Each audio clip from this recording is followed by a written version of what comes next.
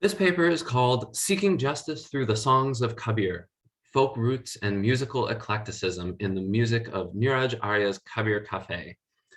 In his poetry, the 15th century poet Saint Kabir repudiated religious ritual and division, challenging listeners to find the divine within others and within themselves.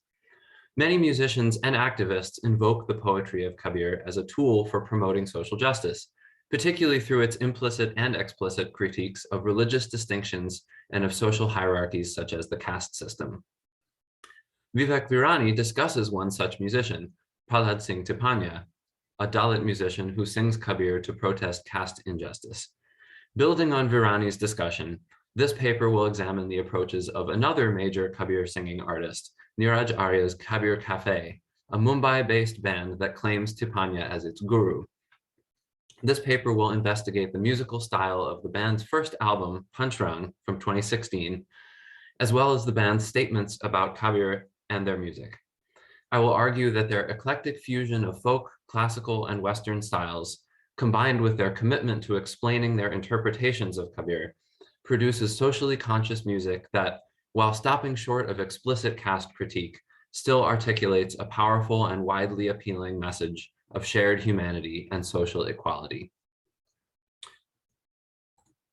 In his book chapter, Casteism and Cultural Capital, Social and Spiritual Reform Through Kabir Singing in North India, Vivek Virani argues that the acclaimed Dalit singer Prahlad Singh Tipanya has, quote, spurred a movement of singing Kabir poetry to protest caste discrimination. Virani situates both Kabir and Tipanya within a Hindu tradition, which, he argues, quote, champions two contrasting ideals of spiritual behavior, one Brahmanical, socially conservative and ritual-oriented, and the other mystical, rejecting social norms and hierarchies and disavowing prescribed ritual observances. Kabir's bhajans articulate the latter ideal. This mystical approach to spirituality may not be an explicit call to social action, but it can easily become one when singers use bhajans to protest caste discrimination. Tipanya does exactly this, enlisting Kabir's egalitarianism and resistance to organized religion as a powerful spiritual and social critique of the caste system. When asked about Kabir Cafe's creative process, founder and frontman Neeraj Arya cites Tipanya as the group's guru, noting that they draw heavily on his repertoire of folk melodies. This public claiming of Tipanya's influence is itself a sort of caste critique in that it pays homage to a Dalit artist. Additionally, Kabir Cafe clearly shares Tipanya's conviction that Kabir's spiritual message has social implications. However, their interpretation of Kabir focuses less on a critique of caste than on a more generalized assertion of humanity and equality and critique of materialism and of religious divisions. Kabir Cafe is also deeply influenced by the view of Kabir articulated in Shabnam Virmani's documentary Had Anhad from 2008. Arya credits this film with sparking his interest in Kabir. This film focuses on the power and appeal that Kabir holds for both Hindus and Muslims, and particularly on the ways in which Kabir references the Hindu god Ram. It portrays Kabir as someone who questioned large-scale religious boundaries, rather than someone who questioned the caste system, although to some extent, any critique of Hinduism could operate as an implicit critique of caste. But in doing so, it casts Kabir also as an uncompromising truth teller. In the words of the singer Farid Ayaz, who speaks in the film with a subtitled translation, Kabir is like a naked sword. Kabir made no compromise. What he saw, he said. The truth that he saw, he said. Apart from that, he said nothing at all. This certainly is a mentality that leads almost inescapably to social justice work in the world. In Kabir Cafe's first album, Panchrang, from 2016, the group sings poems in which Kabir critiques organized religion, cautions against material greed, and by implication, inequality, and emphasizes the transience of human life. In Moko Kahan Bundere Bande, Kabir tells us that God resides neither in temples nor in mosques. In Hoshiarena, he cautions that desire for money will lead only to suffering. In many songs, the poet reminds listeners of the fragility of human life, Halka Gadi Hako describes a funeral scene, while Matkar Maya Ko Ankar likens the human body to clay and dust. While none of these lyrics contains an explicit call to activism, they articulate a worldview in which social divisions are impossible to justify. The social aspects of Kabir Cafe's message become more clearly apparent in light of the group's connection to Tipanya and of their own commentary on Kabir's poetry. Tipanya's musical influence is apparent throughout Panchran. The band draws heavily on his tunes with songs such as Halka Gadi Hako, Matkar Maya Ko Ankar, and others, all sung based on melodies sung by Tipanya. Their choice to open the album with Halka Gadi Hako is especially significant since this song was instrumental in launching Tipanya's career. According to Arya, this connection to folk melody is explicitly part of their project. Quote, "We draw from Tipanya's folk melodies," he explains, "and with a little tweaking, try to make them appealing to the youth of the metros. We call it folk fusion," end quote. However, even when singing Tipanya's melodies, Kabir Cafe presents these melodies in eclectic arrangements that take them far away from their source. The first track on Panchran, Halka Gadi Hako, presents a good example. Arya sings a simpler, less ornamented version of Tipanya's melody, and in place of the tambura's drone, the band plays a rhythmic classic rock style chord progression comprised of 1, 6, 4, 5, and flat 7 triads. Kabir Cafe's tempo is also significantly faster than Tipanya's. Neeraj Arya explains why. In the verse, he says, Kabir asked us to take life slowly, but like most people in the city, we did not listen to him and went ahead and made a very fast song out of it. Mumbai is a beautiful example of cultural fusion. The slice of the entire country is living in the city, and everyone is chasing life in some way or the other. This track, therefore, represents an adaptation of Tipanya's message to an urban environment, aimed more at addressing the stress and competition of a capitalist rat race than at addressing caste discrimination. I want to play each of these versions so you can hear what I'm talking about. This is the first one from Tipanya.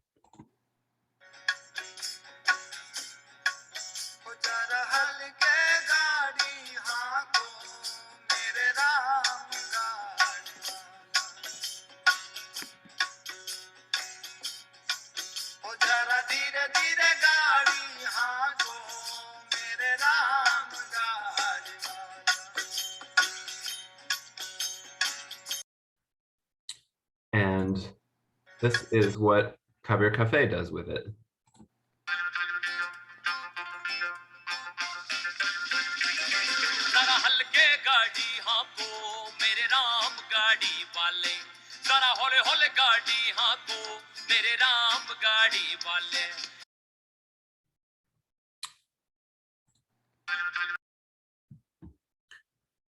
A few of the tunes on Panchrang are entirely original, and one example is Sunta Nahi, which admonishes listeners that any religious practice is futile and perhaps even harmful if not rooted in the one love. Sunta Nahi is notable for its striking use of a reggae beat.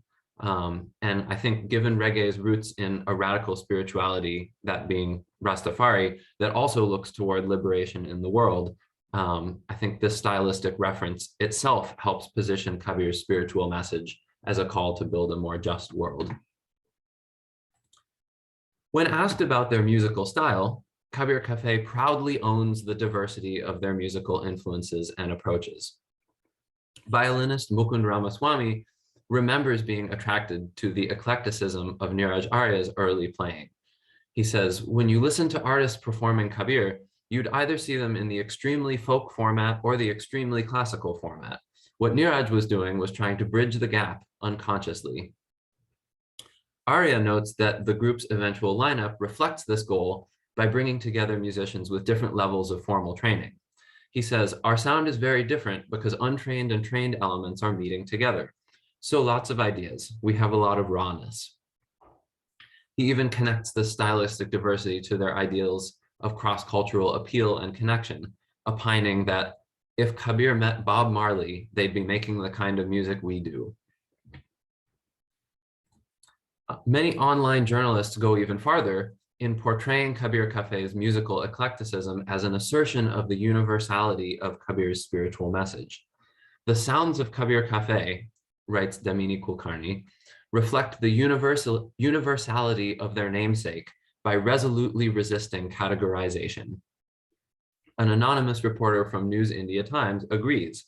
Kabir Cafe's music reflects the universal values of its namesake. And another reporter asks rhetorically, if Neeraj Arya's Kabir Cafe talks about Sant Kabir Das who did not believe in any sort of boundaries, then why should they do so? Amid such eclecticism, however, the band strives to maintain musical simplicity and directness. The music has to enhance the words, says Arya. It should be so simple that anyone can hum or sing it. Even while incorporating a multitude of styles, Kabir Cafe's music remains first and foremost a vehicle for Kabir's spiritual and social message, rather than a musical experiment in boundary crossing. When describing their social message, the group emphasizes ideals of equality and shared humanity, particularly across religious divisions. Explaining his interpretation of Kabir's poetry, Neeraj Arya says, "Whenever we're doing concerts, I always explain that we are all one. I'm not saying religion is wrong, but don't make religion an issue to spread divisions amongst each other. We are all one, we all have to live together." Kabir's stand was, "You are wrong, Hindu brother, and you are also wrong, Muslim brother." In his opinion, quote, "From a very young age, a child is exposed to the social divisions that exist in our society. If they read Kabir, children will be able to counter divisive thoughts." By emphasizing oneness and leveling a generalized critique at social divisions, Arya implicitly critiques all social barriers and hierarchies, but by focusing on the Hindu-Muslim divide, he also avoids issues of caste and speaks in terms of divisions between groups of roughly equal power, rather than oppressions inflicted upon some groups by others. As he mentions in the previous quote, Kabir Cafe often explains their views of Kabir's message verbally during their live performances. This is not an unusual technique. Many other performers, including Tipanya, make use of such verbal glosses as well. But Kabir Cafe sees these explanations as indispensable to their project of spreading Kabir's spiritual message. According to one author, the band attempts to make Kabir's words more accessible to their audiences by incorporating a simple explanation of the lyrics in every performance. However, they do not expect listeners immediately to grasp the many nuances of Kabir's poetry. The group adapts their explanations to their audiences, even providing introduction in English during performances in the United States. A good example of such an explanation can be found during a 2018 live performance of the band's song Moko Kahan Dunde Rebande at the Great Indian Film and Literature Festival. Near the end of the song, which is itself near the end of their concert, Arya comes to the mic and speaks over a vamp.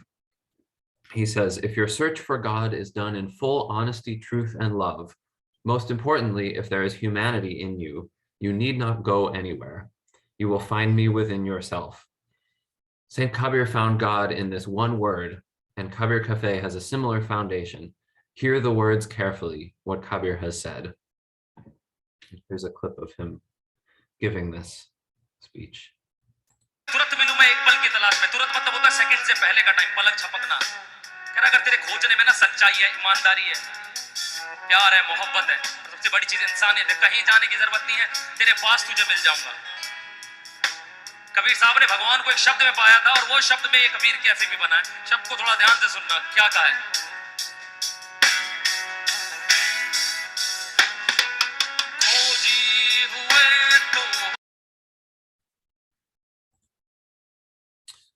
This explanation contains no explicit reference to social justice or to activism, but it clearly articulates ideals of humanity and oneness, which, as noted above, have strong social implications in terms of resisting the divisions imposed by religion and by other forces.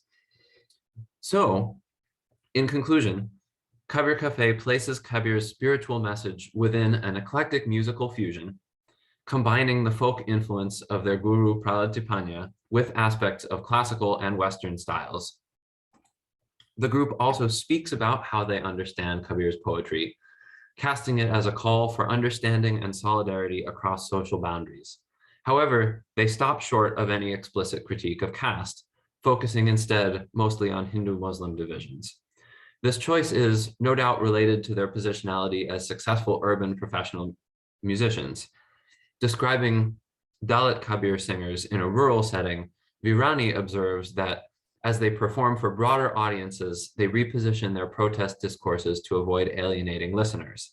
The singers are in a complicated position.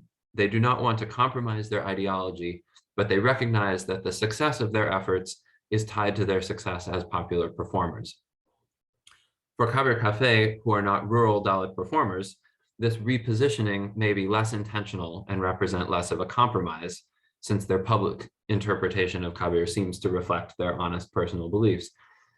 But they still consciously construct their arrangements, quote, to make them appealing to the youth of the metros. Kabir Cafe's social vision is one in which inward change leads to the breaking down of social barriers. Having articulated a strong message of shared humanity, the group allows listeners to decide whether and how to take action in the world.